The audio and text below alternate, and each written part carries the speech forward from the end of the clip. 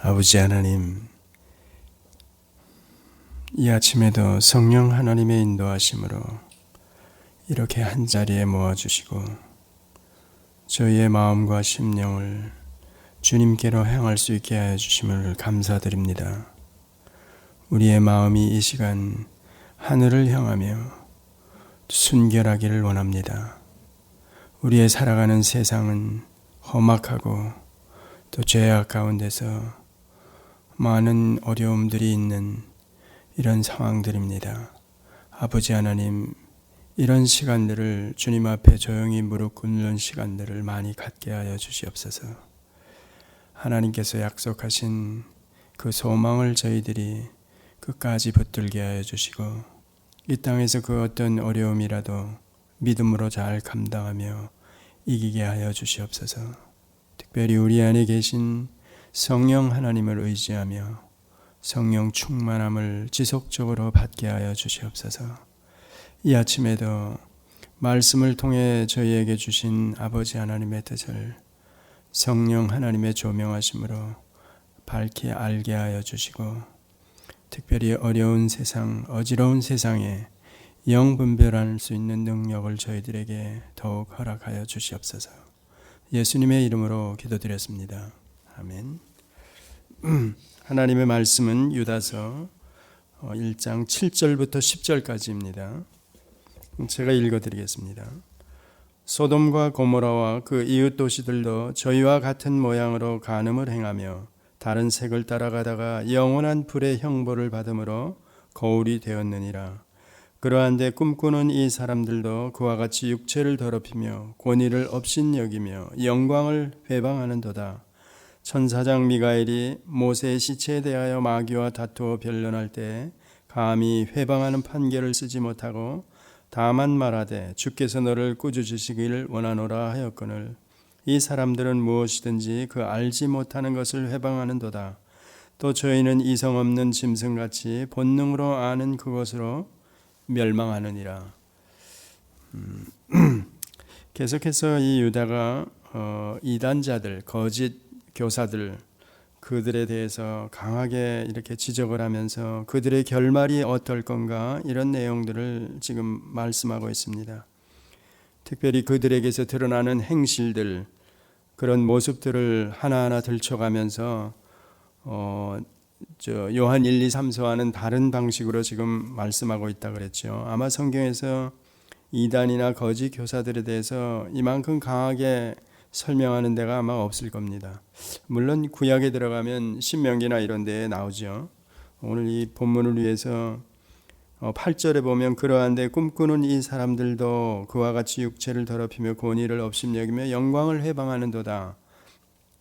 꿈꾸는 사람들이 누군가? 지금도 저희 주변에 보면 카리스마틱 무브먼트, 즉 은사주의자들, 이런 사람들 중에 어떤 사람들은 내가 꿈을 꾸었는데 꿈에서 하나님께서 이렇게 말씀하셨다 그러면서 덧붙여가지고 해몽까지도 하고, 어떤 자들은 또 그 꿈을 해몽해 준다 이러는 사람들이 실제로 지금도 우리 주변에 꽤 있습니다. 꿈 얘기하면 저희들은 개꿈이라 그러는데 교회 지도자급에 있는 분들이 꿈을 꿨다 그러고, 그것도 주의 일에 관한 것들이나 혹은 하늘로부터 어떤 꿈속에서 혹은 계시를 받았다 비몽사몽간에 그러면서 저희들이 아는 대로 바울을 이렇게 들출 수도 있습니다. 그러니까 이 꿈꾸는 사람들이 누군가? 그러면 저희들의 입장에서 저분이, 저 지도자가 꿈을 꾸어가지고 무언가 위로부터 받은 어떤 계시를 이렇게 전한다 그랬을 때 얼마만큼 저희들이 그것을 인정해야 되는지, 이런 문제들이 있습니다. 근데 오늘 유다서에서는 보면 이 꿈꾸는 이 사람들도 그와 같이 이렇게 얘기하죠. 육체를 더럽히며 권위를 업신여기며 영광을 회방하는도다 이렇게 나오니까 이게 좋은 의미로 얘기하는 거 아니죠. 사실은 꿈이라고 저희들이 다 부인할 수 있느냐 이랬을 때 또 그것도 문제가 될 수 있습니다. 그러니까 어떤 이적적인 현상들이나 자기가 겪은 일들이 이게 진짜 주님이 저에게 허락해서 제가 겪은 어떤 경험인가 체험인가 이렇게 말할 수 있습니다. 그런데 그런 카리스마틱 무브먼트에서 얘기하는 모든 은사들의 그런 예들도 결국은 어떻게 저희들이 분별을 할 수 있느냐, 그게 정당한가 아닌가 이런 것들을 알아볼 때는 성경으로 가야 되는 겁니다. 성경으로 그런 사실들을 저희들이 인정할 수 있느냐 없느냐 이렇게 가는 거죠. 도움이 되기 위해서 신명기 13장을 한번 보겠습니다. 여기 꿈꾸는 자에 대해서 구약에서 뭐라고 얘기했는지 신명기 13장 1절로부터 5절까지입니다. 제가 읽어드리겠습니다. 너희 중에 선지자나 꿈꾸는 자가 일어나서, 여기 꿈꾸는 자가 나오죠. 선지자, 이 또 괜찮은 얘기죠. 다 하나님의 말씀을 대언하는 자로 저희들이 알고 있는 자들이죠. 꿈꾸는 선지자나 꿈꾸는 자가 일어나서 이적과 기사를 내게 보이고 내게 말하기를 내가 본래 알지 못하던 다른 신들을 우리가 쫓아 섬기자 하며 이적과 기사가 그 말대로 이룰지라도 너는 그 꿈꾸는 자나 그 선지자나 꿈꾸는 자의 말을 청종하지 말라. 이는 너희 하나님 여호와께서 너희가 마음을 다하고 성품을 다하여 너희 하나님 여호와를 사랑하는 여부를 알려하사 너희를 시험하심이니라. 너희는 너희 하나님 여호와를 순종하며 그를 경외하며 그 명령을 지키며 그 목소리를 청종하며 그를 섬기며 그에게 부정하고 그 선지자나 꿈꾸는 자는 죽이라. 죽여버리라는 겁니다. 대단하죠. 이는 그가 너희를 애굽 땅에서 인도하여 내시며 종되었던 집에서 속량하여 취하신 너희 하나님 여호와를 배반케 하려 하며 너희 하나님 여호와께서 내게 행하라 명하신 도에서 너를 꿰어내려고 말하였습니다. 너는 이같이 하여 너희 중에 악을 제할지니라. 신명기에 보니까 선지자 또 꿈꾸는 자, 대단한 겁니다. 선지자, 제가 한번 지난번에 이사야서 6장 얘기했죠. 화로다 나여 하면서 내가 입술이 부정한 자로다 그러면서 입술이 부정한 백성 중에서 내가 하나님 앞에 서게 되었다. 그런 얘기하는 겁니다. 그러니까 이런 사람들이 일종의 선지자죠. 궁중 선지자라 그래가지고 왕궁에서 왕들에게 우리말로 얘기하면 아첨을 떨면서 만수무강하소서 하면서 그 장래 일들에 관해서 조언을 해주고 그런 사람, 그런 선지자였습니다. 근데 실제로 이사야가 그랬으면 그 다음에 이제 새로 사명을 받아가지고 화로 입술을 이제 악을 제하여주고 새롭게 선지자가 되었다. 옛날에 자칭 선지자라 그러면서 또 꿈꾸는 자라 그러면서 이렇게 이스라엘 백성 앞에서 나타나가지고 그들을 결국은 하나님의 계명들을 지키지 못하게 하고 그 길에서 벗어나게 하는 겁니다. 멸망에 이르게 하기 위해서 구약에도 이런 거죠. 근데 초대교회가 시작되고 나서 유다서를 들어가 보니까 똑같은 얘기하는 거죠. 지금 8절에 보니까 그러한데 꿈꾸는 이 사람들도 그와 같이, 자 여기 보면 그와 같이라는 얘기는 뭔가 하면 유다서 4절로 저희들이 올라가는 게 이제 그 문맥상 맞을 겁니다. 이는 가만히 들어온 사람이었지 있음이라 저희는 옛적부터 이 판결을 받기로 미리 기록된 자니 경건치 아니하여 우리 하나님의 은혜를 도리어 새겼거리로 바꾸고 홀로 하나이신 주제 곧 우리 주 예수 그리스도를 부인하는 자라. 그러면서 그 설명이 더 나오죠. 너희는 본래 범사를 알았으나 내가 너희로 다시 생각나게 하고자 하노라. 주께서 백성을 애굽에서 구원하여 내시고 후에 믿지 아니하는 자들을 멸하셨으며 또 자기 지위를 지키지 아니하고 자기 처소를 떠난 천사들을 큰 날의 심판까지 영원한 결박으로 흑암에 가두셨으며 이런 얘기 나오고 오늘 본문이 이제 소돔 고모라 이런 얘기 쭉 나오죠. 이렇게 보면 여기 중요한 것은 그 소돔 같은 내용입니다. 이렇게 단번에 저희들에게 허락하여 주신 그 믿음, 이제 그 도를 위해서 힘써 싸워야 되는데 교회 안에 이런 이단자들이나 거짓 교사들이 침투해 가지고 들어와서 우리들을 결국은 멸망의 길로 이끌어 간다는 겁니다. 여기 오늘 본문이 아주 중요한, 이분이 한 장인데 이 짧은 내용인데 이 안에 내용들이 상당히 중요한 내용들을 많이 끌고 왔습니다. 구약의 모든 사례, 제가 신명기 하나만 들었지만 전체적인 구약을 이해하면서 그걸 끌고 오는 내용입니다. 거기다 또 천사 얘기 나오죠. 9절에 보니까 천사장 미가엘이 모세의 시체에 대하여 마귀와 다투어 변론할 때 이런 얘기 나오는데 이 얘기는 사실은 성경에 없는 내용입니다. 외경에서 끌고 온 얘기죠. 유다가 외경에서 끌고 왔는데 어떤 일이냐면 모세가 이제 모압 평지에서 이제 마지막으로 가나안에 들어가지 못하고 죽었지 않았습니까? 그러니까 벳볼 골짜기에 이제 묻었는데 지금까지도 사실은 모세가 어디 장사되었는지 시체에 관해서 아무도 모릅니다. 하나님께서 숨기셨다 이렇게 얘기하는 겁니다. 그런데 그 외경에 기록된 내용이 이제 영혼은 이제 하늘로 올라가고 그 육체는 이제 매장을 해야 되지 않습니까? 그러니까 하늘의 명을 받아가지고 천사장이 그 모세의 시체를 매장하는데 마귀가 달려들어가지고 야, 물질계는 내가 통치하는 거야. 공중 권세를 내가 부여받은 자야. 너 가. 내가 모세의 시체를 알아서 할 테니까 이제 그러고 대드는 겁니다. 그 천사장은 하나님으로부터 명령을 받아가지고 이제 그 매장을 하려고 그러는데 바로 그 장면이 마귀가 외경에 기록된 장면이 하나님의 권위에 도전하는 거다. 하나님의 대리 그 수정되는 자 아닙니까? 천사가 또 천사장도 마찬가지고 미가엘이 천사장인데 감히 그러니까 이 얘기는 마귀가 하나님의 권위에 도전을 하고 회방하는 거로 그 외경에 보는 겁니다.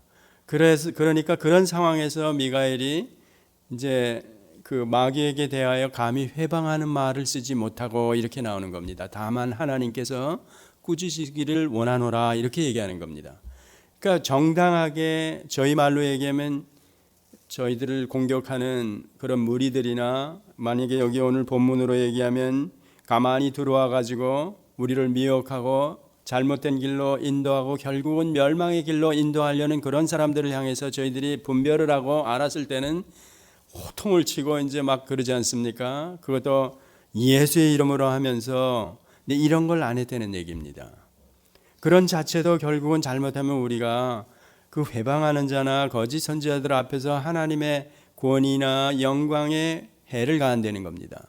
왜냐하면 그 이름을 들먹거리면서 이상한 데다 마음대로 사용하기 때문에 그래서 천사장 미가엘도 감히 하나님의 권위나 영광을 회방하는 이런 식으로 얘기하지 않고 하나님께서 너를 꾸짖으시길 원하노라 이런 정도로 마치는 겁니다. 여기 이 본문이 그런 내용이죠. 그러니까 우리들 입장을 돌아볼 때는 얼마든지 우리가 예수의 이름으로 명하느니 감히 이러면서 할 수 있는 그런 걸 안 했다는 얘기입니다. 그러니까 저희들이 하나님이 얼마나 영광스러우신 분인지 또 그분의 권위를 저희들이 말이나 행동에서 얼마만큼 높이고 그래야 되는지 조심한 겁니다. 이 천사장 미가엘이. 그러면 우리가 어때야 되는지 그거 짐작이 가시죠. 이제 그런 얘기하는 겁니다. 지난번에 제가 이렇게 몇 차례 질문만 던지고 그냥 넘어갔던 내용 중에서 5절에 보면 주께서 백성을 애굽에서 구원하여 내시고 후에 믿지 아니하는 자들을 멸하셨으며 이런 얘기가 나왔을 때 저희 개혁주의 입장에서 상당히 어려운 부분이라 그랬습니다. 왜냐하면 이 본문 내용으로만 보면 출애굽한 이스라엘 백성들을 이제 저희들이 구원으로 볼 수 있느냐 이랬을 때 제가 이렇게 질문을 던졌죠. 후에 믿지 아니하는 자들을 멸하셨다. 구원을 건져내시고 광야에서 저희들이 알지 않습니까? 실제로 가나안에 들어간 사람들은 20세 이하 출애굽을 경험하지 않은 사람들이니까 출애굽을 경험하지 않은 후세대 20세 미만 자들만 가나안에 들어갔다. 여호수아와 갈렙과 이렇게 설명을 합니다. 성경에서는. 그런데 이 본문들을 보면 그러면 애굽에서 하나님께서 그 백성들을 구원하여 내시고 그 다음에 순종 여부를 불신앙 불순종 여부를 보고 이런 결과를 그러면 멸하시고 또 어떤 자들은 구원해서 가나안에 들어가기도 하시는가 이런 걸 생각해 볼 수 있습니다. 그러면 그때나 지금이나 행위 구원과 저희들이 하나님의 은혜로 구원을 얻는 건가 뭐 이런 문제들 저희 입장에서 보면 이게 하나님께서 강한 손과 편발로 구원하셨다면 결국은 끝까지 천국에 가나안에 입성하시게 하셔야 되는 거 아닌가 이런 생각을 할 수가 있습니다. 여기서 이제 이런 내용을 가지고 저희 개혁주의 입장 칼비니즘 혹은 알미니우스들하고 이렇게 부딪히는 문제가 되죠. 교파로 얘기하면 한국 교파만 예를 들면 장로교와 감리교가 부딪히는 그런 대목이 될 수 있습니다. 그래서 저도 그 쌍방 언약을 여러분들에게 말씀을 드리고 실제적으로 구원은 예수 그리스도로 말미암아 믿음으로 의롭다함을 얻는 여인의 후손으로 약속해 준 그 예수를 믿음으로 구원을 얻는 거다. 이렇게 성경이 일관되게 처음부터 끝까지 가리킨다. 설명하는 겁니다. 그러니까 이 출애굽한 이스라엘 백성도 결국은 예수를 믿었느냐 아니냐 이런 걸로 이들의 구원 문제를 저희들이 1차적으로 볼 수가 있습니다. 그러면 이때 이들이 예수를 알았을까? 예, 알았죠. 저희가 예를 들지만 창세기 아담 범죄한 이후에 하나님께서 찾아오셔가지고 가죽옷을 지어 입히고 여인의 후손을 약속해 주셨다 그랬을 때 그게 원시 복음이라 그랬으니까 그때부터 일관되게 아담의 범죄 이후에 하나님이 은혜로 그를 찾아오셔가지고 그런 가죽옷 또 제사제도까지 제가 가르쳐 주셨다. 어떻게 속죄를 할 수 있는지 그 방법을 알려주셨다. 이렇게 설명을 드렸죠. 그런 부분이 신학적으로 예민한 부분입니다. 그래서 4장 1절 세월이 지난 후에라는 그 히브리 원어를 가지고 이제 신학자들이 해석을 해놓은 게 날들의 마지막에 원뜻은 본래 그 히브리 원어로 날들의 마지막에 이런 설명을 합니다. 그러면 날들의 마지막 어떤 날들의 마지막인가? 결국은 가인과 아벨이 제사를 드리는 날이니까 그 제사를 드리기 이전 그날 이제 드디어 그 날이 와서 그들이 성년이 돼서 아담이 그 사이에 자라나면서 이런 속죄 제사 방법이나 어떻게 해서 이렇게 하나님을 떠난 자가 되었고 하나님께서 찾아오셔가지고 여인의 후손을 약속해주고 가죽옷을 지어 입히셨는지 이런 내용들을 이들에게 이 두 아들에게 가리키고 그 날들이 어느 정도 됐을 때 날들의 마지막에 이렇게 설명을 하는 겁니다. 4장 1절 그 창세기. 근데 그 설명을 그럴 때는 사실은 가리키는 자나 이런 분들이 그 원어를 끌고 와가지고 그 내용들을 설명하면서 그 앞에 어떤 사건이 일어나는지는 이미 성경에 기록되어 있기 때문에 그것을 끌고 와가지고 날들의 마지막에 세월이 지난 후에 이렇게 설명해 주는 겁니다. 그러니까 이 얘기는 뭔가 하면 이미 그 두 아들에게도 어떻게 대표자 아담이 범죄한 이후에 속죄할 수 있는지 하나님 앞에 다시 돌아올 수 있는지 그걸 가르쳤다는 겁니다. 그래서 가인과 그 제물 아벨과 그 제물 그러는 겁니다.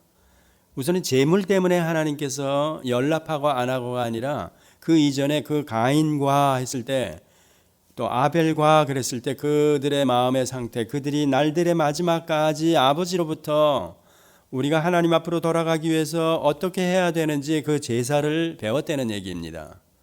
아무것도 모르는 친구들 야 제사 드려 이런 게 아니라 그 세월이 지난 후에는 날들의 마지막에는 충분하게 그리고 이들도 분명히 잘하고 그래가지고 제사를 드려서 가인과 그 제물은 연락하지 아니하시고 아벨과 그 제물은 연락하셨다. 그 이전에 충분히 그 배운 우리말로 얘기하면 참 지식 오늘 본문으로 얘기하면 여기 이성 없는 짐승 같아서 이런 얘기하죠. 그게 본능적으로 육체적인 본능적으로 아는 지식, 고상한 지식, 높은 수준의 지식 이럴 수 있습니다. 그런데 하나님이 영에 거하지 않는 하나님이 영적으로 우리들이 이렇게 알고 또 믿는 그런 지식이 아닌 것은 참 지식이 아니라는 얘기죠. 그러니까 일관되게 이걸 성경이 가리키는 겁니다. 그러니까 아벨과 그랬을 때는 바로 이 아버지로부터 받은 교육이나 이런 것들을 가지고 있는 또 그 마음의 상태가 어떤지 하는 것까지 그 아벨과 가인과 그랬을 때 그게 충분히 다 들어가야 된다는 얘기입니다. 하나님이 그걸 먼저 보시고 연락하시고 또 그러지 않으셨다는 얘기입니다. 그러니까 그 결과에 따라서 가인이 동생을 돌로 쳐 죽이는 그런 지경에까지 드디어 가게 되었다는 얘기입니다. 만약에 둘 다 성령이 임한 자라면 저희들의 지금 입장으로 볼 때 참 지식을 소유한 자라면 가인에게서 그런 결과까지 나와지지 않죠. 그래서 불신앙은 불순종의 결과를 필연적으로 낳게 되고 만드는 얘기입니다. 그래서 예수님께서도 마태복음 7장에서 그 열매를 보고 그 나무를 안다 이렇게 얘기하는 겁니다. 이게 일관된 주장이고 서신서에 들어가고 성경에 다 구약도 마찬가지. 너 나를 믿느냐? 그러면 순종하는 모습이 드러나야 된다. 그러면 신앙과 순종, 그 믿음과 행위 이런 거는 분리해서 설명을 할 수 없는 겁니다. 그냥 하나.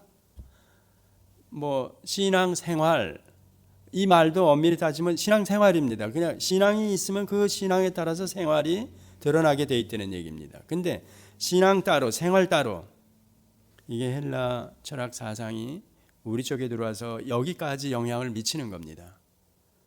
그러니까 지식과 실제적인 어떤 삶이나 행실들을 자꾸 갈라놓는 겁니다. 이게 아주 성경을 이렇게 왜곡되게 또 많은 성도들을 잘못되게 하는 아주 잘못된 가르침이라는 겁니다. 절대 그렇게 설명을 위해서 한다고 말은 하지만 그 설명을 위해서 그렇게 하면서 실제로 그런 신앙 부분에 믿는 도리에 관한 부분을 너무 많이 지나치게 시간을 뺏기기 때문에 설명을 위해서 하는데 설명을 죽을 때까지 하는 겁니다. 설명을 죽을 때까지 성경 공부해야 된다고 그러는 겁니다. 그러니까 어느 세월에 실제적으로 이게 하나로 보면 그 아는 만큼 배운 만큼 그 수준에서 이 행실이 나와지고 그래야 되는데 이거를 계속 시간을 내지 못하니까 좋은 말로 제가 표현해서 그런 거죠. 실제로는 하나로 같이 같은 자리에서 설명을 해줘야 되는데 이게 아닌 겁니다.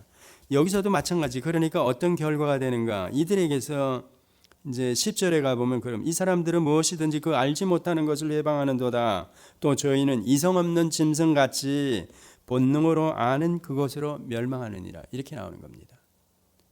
그러니까 이성 없는 짐승. 그러니까 본능적으로만 살아가는 동물이죠. 생물 뭐 이렇게 얘기하는 거죠. 여기서도 그러니까 저희들이 만약에 구원의 은혜를 저희들이 얻지 못했다 이랬을 때는 죄인의 상태로 살아가는 거다. 그러면 하나님을 떠난 자의 입장에서 살아간다 그러면 그 상태에서 나와지는 모든 것은 하나님 입장에서 보면 다 악한 것들입니다. 하나님의 물론 일반 은총에 의해서 그들이 어떤 선한 모습, 선행이나 이런 것들이 얼마든지 드러날 수가 있습니다. 저희 말로 얘기하면 법 없이도 살 수 있는 사람들이 허다하게 많을 수 있습니다.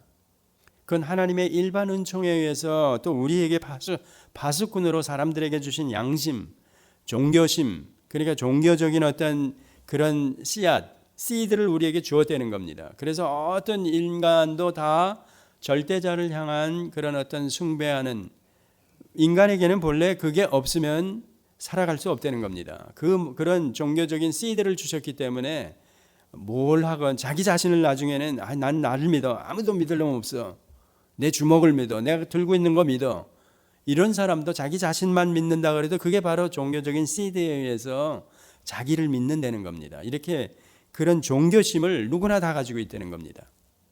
근데 제대로 된 종교심이 아닐 경우는 이교나 그런 데서도 저희들이 볼 때, 세상 사람들이 볼 때 선행에 뭐 진짜 도 닦는 사람 같은 사람들, 세상과는 초월한, 더군다나 물질과는 돈과는 초월한 그런 지도자들이 얼마든지 있을 수 있다는 겁니다. 그렇지만 참 지식, 하나님께서 올바른 은혜를 베풀어서 올바른 관계로 돌아와서 가지고 있는 참 종교심, 뭐 제 표현이 그렇죠. 하나님을 향한 어떤 경외심이나 뭐 이런 것들은 실제로 가질 수가 없다는 얘기입니다. 그걸 우리들은 알지 않습니까? 새 언약 시대로 넘어와 가지고는 성령이 직접 우리에게 어떤 자에게 찾아오셔 가지고 그 마음, 즉 신비에 영으로 거하셔야만 이런 종교심이 정상적으로 올바르게 나와질 수 있다는 겁니다. 근데 그렇지 않은 사람들은 종교 행위가 나와지고 선행도 나와지고 다 나와지는데 그게 결국은 여기 오늘 본문으로 얘기하면 이성 없는 짐승같이 본능으로 아는 그것으로 결국은 멸망에 이른다는 얘기입니다. 그러니까 모양이나 모습은 얼마든지 같이 드러내면서 갈 수 있다는 얘기입니다. 그래서 지금 이 시대를 보면 기독교가 정말 올바른 진리, 참 지식을, 참 영을 소유한 자로서 그 종교심을 우리가 드러내야 되는 겁니다. 하나님을 향해서 예배 행위로나 뭐 삶 전체에서 하나님의 영광을 드러내는 일이나 아까 여기 천사장 미가엘도 감히 하나님을 회방하지 못했다 이런 얘기가 저의 말이나 우리의 행실 하나 가지고 결국은 이게 하나님을 회방거리로 만드는 겁니다. 저들이 우스갯거리로 만든다는 얘기죠. 세상 사람들에게. 그러니까 우리가 얼마나 조심해야 되는지 이렇게 회방거리로 만들지 않는 것 자체가 저나 여러분이 하나님의 권위를 높여드리는 거고 하나님의 영광이 뭔지 아는 겁니다. 그런 것들이 바로 하나님께 영광을 돌려드리는 겁니다. 그러니까 24시간 우리의 삶 전체를 통해서 하나님께 영광을 돌려드리는 겁니다. 어떤 교회 가니까 여러분 하나님께 영광의 박수 올립시다. 어떻게 생각하십니까? 이게 참 마음에도 없는 허례허식, 저희들이 뭐 다른 어떤 그런 예식을 통해서도 그러죠. 진정한 마음, 신령과 진리로 이런 얘기, 왜 예배하는 자가 그렇게 저희들에게 요구하는 겁니까? 정말 영을 소유한 자, 참 지식, 진리를 가진 자로서 우리가 드러나는 어떤 행실, 반응들을 보여야 된다는 겁니다. 그러니까 이런 것들이 실제적으로 교회 안에서도 제대로 가르쳐줘야 되고 한 사람 한 사람에게서 그의 삶 전체를 통해서 드러나줘야 되는 겁니다. 그래서 고린도전서 같은 데도 그러죠. 우리 보고 먹든지 마시든지 무엇을 하든지 다 하나님의 영광을 위해서 하라. 어떻게 생각하십니까? 그런 사도 바울의 권고, 성경의 말씀을 제가 이렇게 받아들일 때 먹든지 마시든지 무엇을 하든지 다 하나님께 영광을 돌려서 해라. 그렇다면 잠잘 때도 뭐 무슨 일을 하든지 직장에서든지 어디서든지 무슨 일을 하든지 다 포함된다는 얘기입니다. 하나님께 영광을 돌려야 된다. 만약에 이걸 제대로 하지 않는다 그러면 어떻게 되는 겁니까? 하나님의 영광을 제가 훼손시키는 겁니다. 그 10계명을 그래서 제가 한번 10가지 계명, 그걸 저희들이 이렇게 생각하면 하라 하지 말라. 율법의 613가지가 다 그거 아닙니까? 하라 하지 말라. 자, 그거를 저희들이 하라 하는 것을 하지 않으면 그 하나님의 명령을 어기는 겁니다. 하지 말라 하는 것을 하면 마찬가지로 어기는 겁니다. 그렇다면 하지 말라 하는 것을 제가 했다. 그러면 하나님의 명령을 또 한편 어기는 것도 되지만 하나님의 권위나 하나님을 제가 무시하는 겁니다. 아니 부모가 야 하지 마. 자식 새끼가 자꾸 하는 겁니다. 말 안 듣고 잔소리 계속 하는데 그래. 그럼 이게 뭡니까? 부모 우습게 보는 거죠. 실제로 뭐 그렇지는 않겠지만 계속해서 이런다면 결과는 어떻게 되는가 이랬을 때 부모 심정에서 하지 말라 하라 이랬을 때는 자식의 장래나 모든 것들을 알기 때문에 그렇게 명령하는 겁니다. 그러면 자식된 입장에서는 순종을 해야죠. 하라 하지마 하라 그러면 하고 해야 되고 하지 말라 그러면 하지 말아야 되는 겁니다.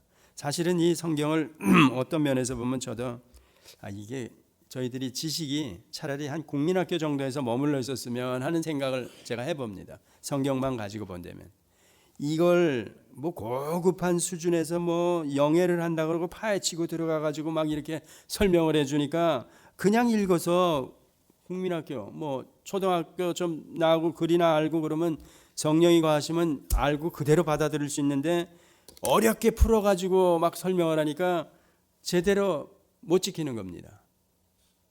그러니까 차라리 그럴 바에야 그냥 쉽게 야 이건 하지 말라는 거야, 이건 하라는 거야. 그리고 이렇게 하면 어떤 결과를 얻는 거야. 이거면 잘못되고 이거 하나님을 회방거리로 만드는 거야. 저들이 저의 행실로 저의 말 한마디로 구실을 삼게 해주는 겁니다. 그렇다면 우리가 이게 우리 스스로 저 세상에 있는 사람들로부터 하나님이 모독을 받게 하는 겁니다. 우리 때문에. 저들이 뭐 하나님을 압니까? 그런데 우리가 입에 달고 여기 천사장 미가엘이 그러지 않았다는 얘기가 저희들이 생각해 보면 우리가 감히 조금 무슨 일에도 뭐 영적으로 어쩌면서 뭐 막 이러고 우리 스스로가 하나님께 영광 돌린다 그러면서 뭐 이따우 짓이나 하고 실제 마음은 콩밭에 가 있고 그러면 저들이 볼 때는 뭐 하는 거? 저런 행위들을 종교 행위들을 보고 하나님을 우습게 보는 겁니다. 그러면 우리가 저들에게 그런 구실거리를 해방거리를 던져주는 겁니다. 이런 게 없어져야 되는데 그러려면 성경을 쉽게 초보 단계에서 이해하고 알아듣게 하는 게 옳지 않은가 그런 생각도 합니다. 이걸 너무 어렵게 자꾸 풀려 그러니까 오늘 본문 내용을 이렇게 보면 실제로 어려운 게 아닙니다. 어려운 게 아닌데 그러면 왜 이렇게 뜨끔뜨끔하게 다가오는가? 우리 지금 하나님을 믿는 자들 이런 사람들에게서 너무나도 어려운 상황으로 벌어져 있기 때문에 그렇습니다. 구약을 그래서 들여다보니까 이런 선지자를 통해서 하나님의 메시지가 이제 들려졌을 때 반응은 두 가지로 나옵니다. 반응은 두 가지로 반드시. 하나는 제대로 들려주니까 찔림을 받아가지고 아까 욥기 같은 데 보면 그가 제 가운데 티끌 가운데서 회개하는 그런 장면을 돌아가. 다윗도 마찬가지죠. 나단 선지자를 통해서 지적을 받았을 때 그가 시편에 쓴 그런 내용들을 보면 그가 통해 자복을 하는 겁니다. 뭐 이스라엘 백성도 마찬가지, 한 개인도 마찬가지. 하나님 앞에 정말 바로 섰을 때는 그런 모습들을 드러내고 그렇지 않으면 튀는 겁니다. 반발하는 겁니다. 그런 메신저들을 그냥 잡아 죽여버리는 겁니다. 그래 많은 선지자들이 구약에 하나님의 말씀을 대언하는 자들이 죽었습니다. 또 죽기도 하고 그들이 외롭고 왕따당하고 그랬습니다. 그러면 지금도 신약시대와도 똑같은 얘기입니다. 하나님의 말씀이 들려졌을 때 많은 사람들이 어떻게 반응하는가. 영을 소유한 자들은 이런 찔림이 왔을 때 반드시 회개하는 역사가 일어나고 뉘우치고 되돌아서는 겁니다. 그걸 보고 후회하고 회개하고 이런 모습으로 돌아선다는 겁니다. 교회 안에서도 그런 일들이 일어나야 되는 겁니다. 그게 뭐 드러나도록이 아니라 본인이 찔림을 받고 말씀 앞에서 그리고 바로가게. 그게 하나님의 징계로 다가올 수 있는 겁니다. 근데 어떤 사람에게는 계속해서 튀는 겁니다. 영을 소유하지 않기 때문에. 사실 이 메신저가 이 하나님의 말씀이 어디에서 들려지는 겁니까? 자기 백성들에게 사실은 들려지는 겁니다. 성경도 1차적으로 수신자가 누구냐 이랬을 때 이방 사람들이 아닙니다. 이 하나님을 모르는 사람들에게 하나님이 성경을 준 게 아닙니다. 자기 백성들에게 이 말씀을 준 겁니다. 그러니까 지금으로 얘기하면 교회에게 준 거지요. 그러니까 교회 안에 있는 사람들에게 이 말씀이 들려졌을 때 그 말씀이 순전하게 참 지식으로 받아줘야 되고 그렇게 반응이 돼야 되는 거죠. 근데 교회 안에서 이렇게 들려줘야 되는데 회방꾼들이 거짓 선지자, 이단자들이 들어와 가지고 본래부터 저들은 이미 4절에 나오죠. 옛적부터 이 판결을 받기로 미리 기록된 자라 그럽니다. 그런 자들이 어떻게 교회에 들어올 수 있는가? 이런 문제가 있습니다.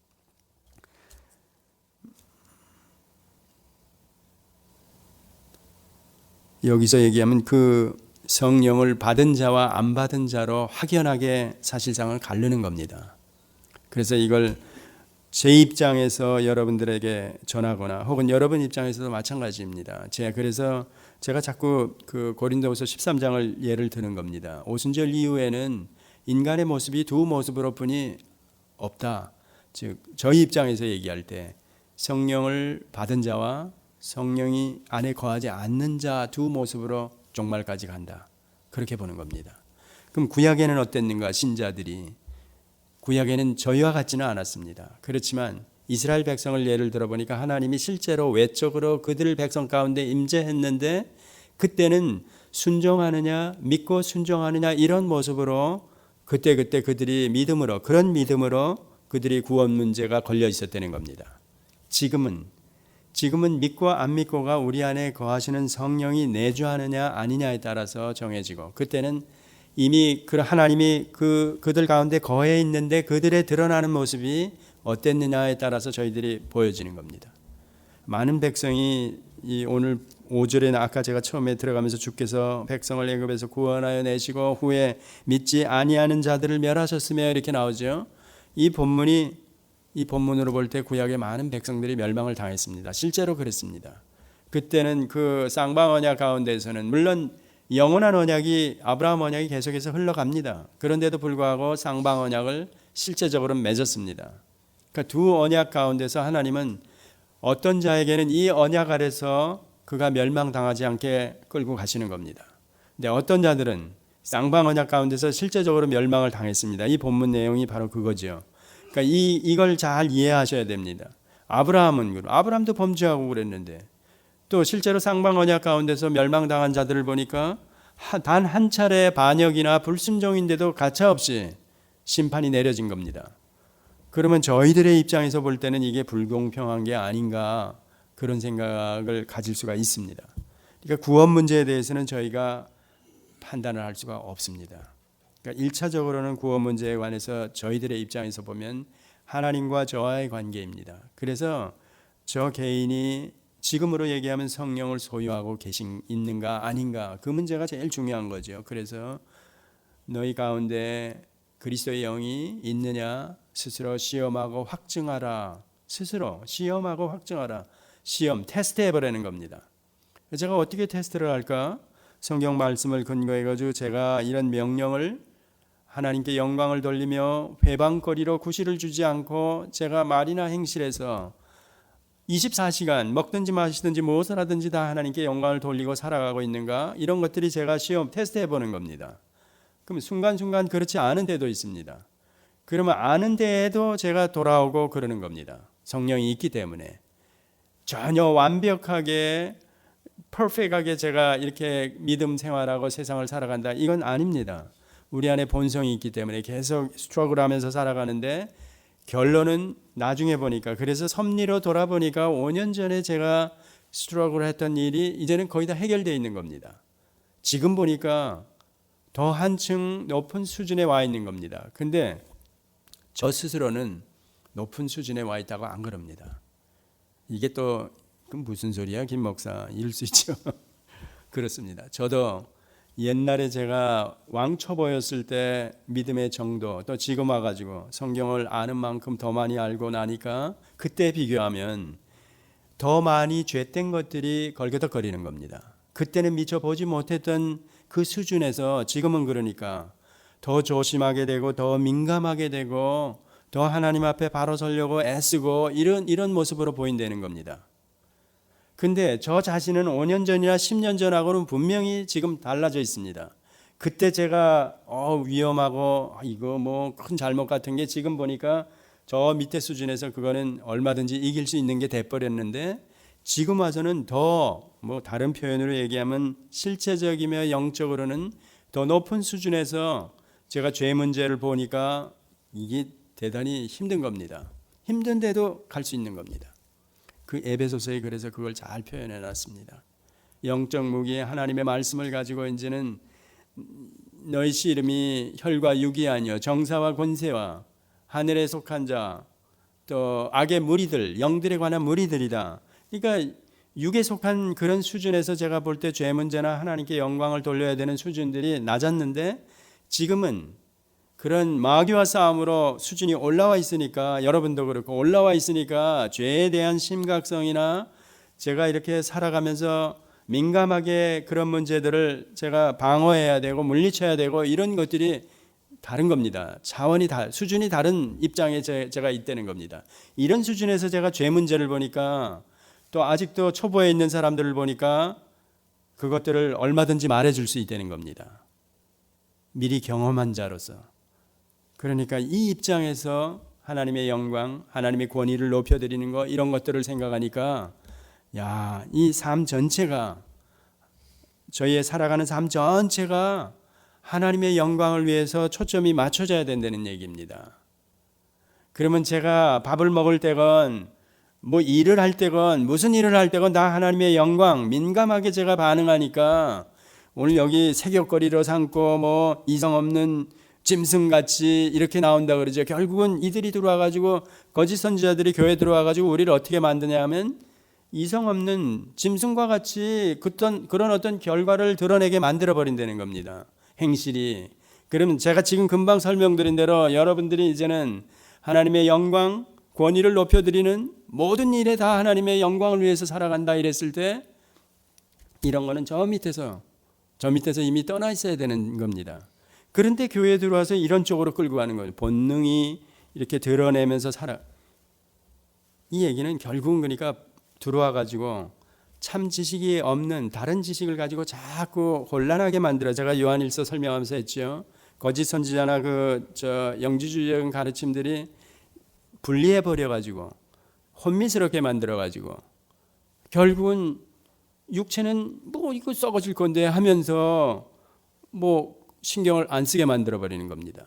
그러니까 조그만 죄를 육신적으로 져도 그건 내 마음은 영적인 상태는, 영은 순수해. 육신이 저지는 거야. 육체로 썩을 것으로 돌아갈게. 이래 버리는 겁니다. 그러니까 영혼과 육체를 분리해서 설명을 하니까 아까 설명대로라면 신앙과 생활을 분리해요. 억지로. 지식을 자꾸 강조하면서 이러다 보니까 이런 결과를 드러내버리고 만드는 겁니다. 그러면 육신으로 저지르는 그런 짐승과 같은 본능에 의해서 드러나는 모든 것들, 여기 본문을 아주 이 사람이, 이 유다가 새겼거리로 만들어버려.